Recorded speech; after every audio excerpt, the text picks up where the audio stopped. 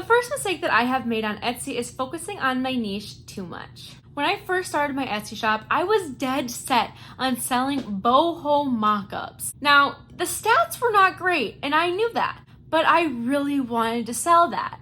So I tried to push through for several months until I realized that the stats do not lie. So what I ended up doing was I switched from selling mock-ups to size charts and color charts. I wanted to quickly show you guys my stats from June to July. This is kind of when I transitioned from selling mock-ups to size charts and color charts, and I did use a little bit of Etsy ads. I do want to mention that as well.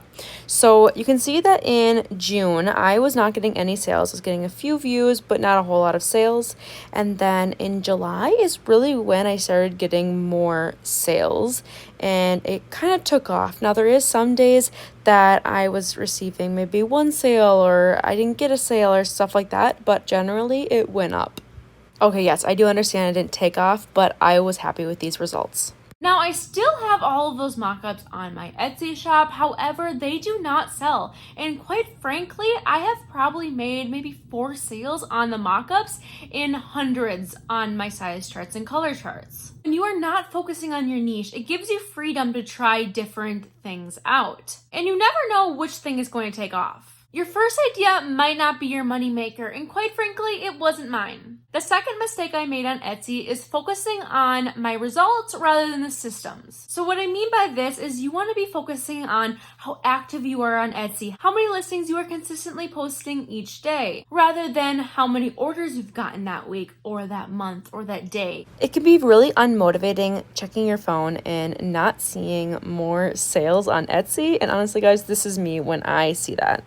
The next mistake I made was doing too much at once. I know how fun it is to create an Etsy shop. I've done it 9 times. The thing that hurt me the most when I created all of those Etsy shops was I got started and I went full force on it. From the moment I woke up to the moment I went to bed, I was consistently working on it. When you hear that, it sounds great and all, but it is a quick way to get to burnout.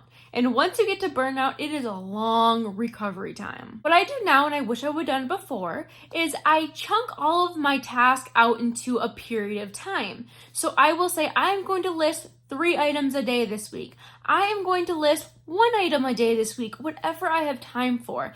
Now, every single week, day, month, year might be a little bit different because things come up in life, but I stay consistent with it. At least I try to. The fourth mistake that I made was thinking that Etsy will run itself. Well, back in July, I started getting a decent amount of sales. I think in that month I got around 100 sales or maybe 150.